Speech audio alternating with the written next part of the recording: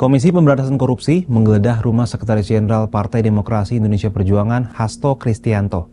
Penggeledahan ini terkait status tersangka Hasto dalam kasus dugaan suap pergantian antar waktu anggota DPR 2019-2024 dan perintangan penyidikan yang melibatkan buron KPK Harun Masiku. Lantas, apa tanggapan dari PDIP terkait penggeledahan ini? Penggeledahan rumah Sekjen PDIP Hasto Kristianto dilakukan KPK pada Selasa 7 Januari 2025. Kegiatan penggeledahan rumah Hasto dikawal ketat oleh 9 personel Polri dan 6 anggota Satuan Tugas Cakra Buana PDIP. Tak hanya rumah, mobil Toyota Velfire berwarna hitam yang terparkir di rumah Hasto ikut digeledah penyidik. Setelah mengumpulkan alat bukti, belasan penyidik KPK bertolak dari lingkungan rumah Hasto. Terkait penggeledahan ini, juru bicara KPK Tessa Mahardika Sugiarto dalam keterangannya Selasa 7 Januari di Jakarta membenarkan penggeledahan di kediaman Hasto di Bekasi oleh tim penyidik KPK. Namun Tessa belum bisa menjelaskan apa saja yang ditemukan dan disita oleh penyidik dalam penggeledahan. Proses penggeledahan ini berdiri sendiri, tidak terkait dengan proses pemanggilan maupun ketidakhadiran saudara HK, karena memang ada penilaian dari penyidik perlu dilakukan penggeledahan di tempat-tempat yang saat ini sedang berlangsung.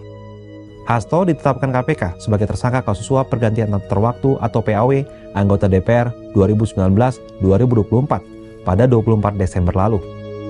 Hasto diduga bersama-sama Harun Masiku memberi suap ke bekas Komisioner Komisi Pemilihan Umum atau KPU Wahyu Setiawan agar bisa menjadi caleg terpilih PDIP lewat jalur PAW. Hasto juga ditetapkan sebagai tersangka perintangan penyidikan kasus yang sama.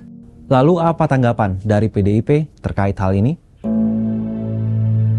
Secara terpisah, juru bicara PDIP Muhammad Guntur Romli menilai penggeledahan rumah Hasto di KPK di Bekasi merupakan upaya untuk mengalihkan isu dari pengumuman Organized Crime and Corruption Reporting Project atau OCCRP yang menempatkan Presiden ke-7 RI Joko Widodo sebagai finalis tokoh terkorup di dunia tahun 2024.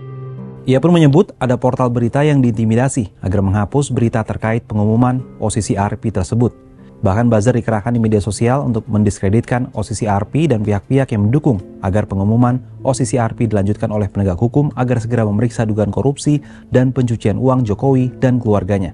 Kami juga mendapatkan informasi bahwa Jokowi sangat terganggu, sangat marah atas pengumuman OCCRP tersebut, sehingga menggerakkan segala cara untuk menutupi berita dan opini tersebut.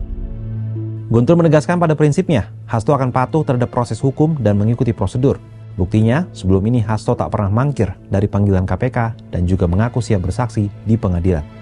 Setelah pertama kali kasus Harun Masiku ini bergulir di KPK pada tahun 2020, memasuki tahun 2024, kasus ini seakan hidup kembali setelah KPK menetapkan Sekjen PDIP Hasto Kristianto sebagai tersangka pada akhir 2024.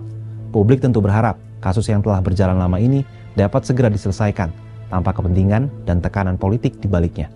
Kalau menurut sahabat Kompas, gimana kira-kira kelanjutan dari kasus ini?